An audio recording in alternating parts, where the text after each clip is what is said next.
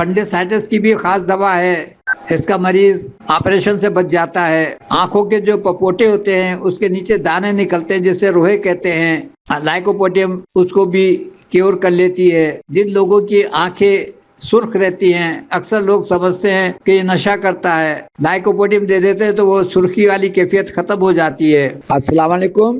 آج کل ہاتھ پیر سن ہونے کی شکایت عام ہوتی جا رہی ہے۔ ایسا مریض جب ڈاکٹر کے پاس جاتا ہے وہ مختلف قسم کے ٹیسٹ لکھ دیتے ہیں، لیبارٹری ٹیسٹ لکھ دیتے ہیں، جبکہ یہ سن ہونا گیسز کی وجہ سے ہوتا ہے۔ لائکوپوڈیم اس کی بہترین دوا ہے۔ اسی طریقے سے جب چکر آتے ہیں، چکر کی کئی قسمیں ہیں لیکن لائکوپوڈیم اس پہ بہترین کام کرتی ہے۔ عموماً گیس کی وجہ سے چکر آتے ہیں جو آج کل ہو رہے ہیں، یہی گیس جب ہمارے دماغ کی طرف سسٹم کو بلاک کر دیتی ہے تو بچوں کا حافظہ، بڑوں کا حافظہ ایک دم بلاک ہو جاتا ہے اور وہ ایک دم بھول جاتے ہیں کہ ہم نے ابھی تھوڑی دیر پہلے ہمیں کیا سوچا تھا۔ یا بچے جب امتحان دینے جاتے ہیں تو جو پڑھا ہوتا ہے انہوں نے، وہ سب ان کو بلینک پیپر کی طرح ہو جاتا ہے گیسز کی وجہ سے۔ بلڈ پریشر، ایسا بلڈ پریشر جو کسی ایلوپیتھک دوا سے بھی کنٹرول نہ ہو، کیونکہ بلڈ پریشر جو گیسز کی وجہ سے ہوتا ہے، یہ بلڈ پریشر ڈاکٹر ایلوپیتھک میں اس کا گیس کا علاج نہیں ہے۔ اکثر یہ میں نے کیس کیے ہیں کہ بلڈ پریشر ہاسپٹل میں مریض ایڈمٹ ہے، اس کا بلڈ پریشر کنٹرول نہیں ہو رہا ہے، میں نے لائکوپوڈیم دلوائی، وہ اللہ کا شکر ہے مجھے اچھے ریزلٹ ملے۔ شام کے وقت نڈال طبیعت ہونا بھی ایک لائکوپوڈیم کی علامت ہے۔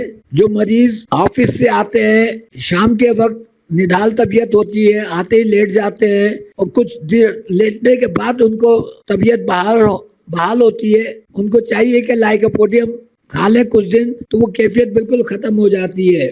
ناف کے نیچے درد، لائکوپوڈیم کی وجہ سے بہت شدت کا درد ہوتا ہے، بچہ مریض تڑپتا ہے، وہ اللہ کا شکر ہے اس کو آرام آتا ہے۔ یہی گیس عموماً بچوں میں جب ہوتی ہے تو ان کو پیشاب کرنے میں بڑی تکلیف ہوتی ہے، پیشاب نہیں آتا، اس کا مطلب گیس اس کو بلاک کر رہی ہے اور مریض تڑپتا ہے۔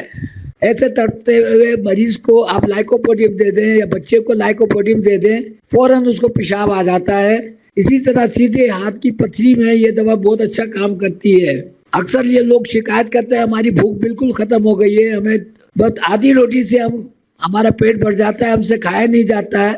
لائکوپوڈیم ہم دیتے ہیں تو اس سے ان کی ماشاءاللہ یہ تکلیف دور ہو جاتی ہے۔ اگر اس کو مردوں کی دوا کہا جائے تو وہ بھی غلط نہیں ہے۔ اکثر جو لوگ گیس کے شکایت مریض ہوتے ہیں ان کو بیڈ روم لائف میں تھوڑی سی پرابلم ہو جاتی ہے، جو اگر یہ لائکوپوڈیم دے دی جائے تو پرابلم بھی دور ہو جاتی ہے۔ بہت بہت شکریہ جناب۔ ڈاکٹر صاحب علامات تب لائکوپوڈیم کی بتا رہے ہیں، لائکوپوڈیم دیں انشاءاللہ مریضہ کو کافی بہتر محسوس ہوگا، لیکن بخار کو بھی مائنڈ کرے گا۔ اگر بخار بھی ہے تو بخار کا کمبینیشن بھی ضرور دیجیے گا۔ پیشاب پیلا آتا ہے تو دوسرے نمبر پہ یوریبیز ضرور دیجیے گا، پھر تیسرے نمبر پہ لائکوپوڈیم دیجیے گا۔ وعلیکم السلام۔ ہومیوپیتھک دوا چیز کو نارمل کرتی ہے، اگر بڑی ہے تو چھوٹا کرتی ہے، چھوٹا کم ہے تو زیادہ کرتی ہے۔ جیسے سوڈیم کلورائڈ ہے ہماری باڈی میں، اگر زیادہ ہو رہا ہے تو وہ کم کرتی ہے، اور اگر کم ہے تو اس کو اپ کرتی ہے۔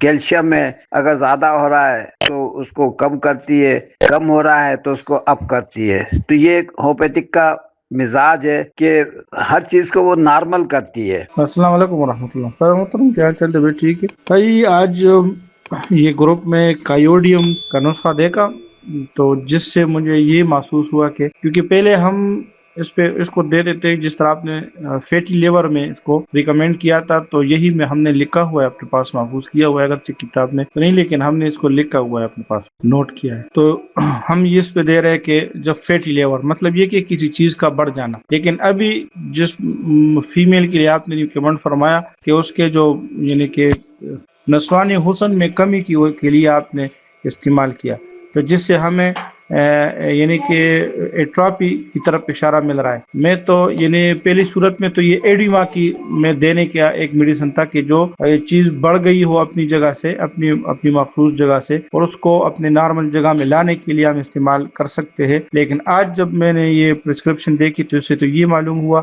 کہ ایٹرافی میں بھی ہم دے سکتے ہیں, یعنی کہ ایک چیز اپنی جگہ سے گٹ گئی ہو, کم ہو گئی ہو, اور اس کو اپنی جگہ پر لے جانے کے لیے ہم اس کو استعمال کریں گے. تو سر جی آپ اس پر مہربانی کر کے اس کی تھوڑی سی وضاحت کر دیں کہ دونوں میں استعمال کر سکتے ہیں کہ نہیں, ہم اس کو ایک چیز کی اپنی مقام سے گٹنے میں ہم اس کو استعمال کریں گے تاکہ اپنے مقام میں چلا جائے. جزاک اللہ. السلام علیکم. وعلیکم السلام. ڈاکٹر صاحب, مشورہ لے کر یا کتابوں میں پڑھ کر دوا دینا اس سے بہتر ہے کہ مریضہ کی علامات کے مطابق دوا سلیکٹ کریں.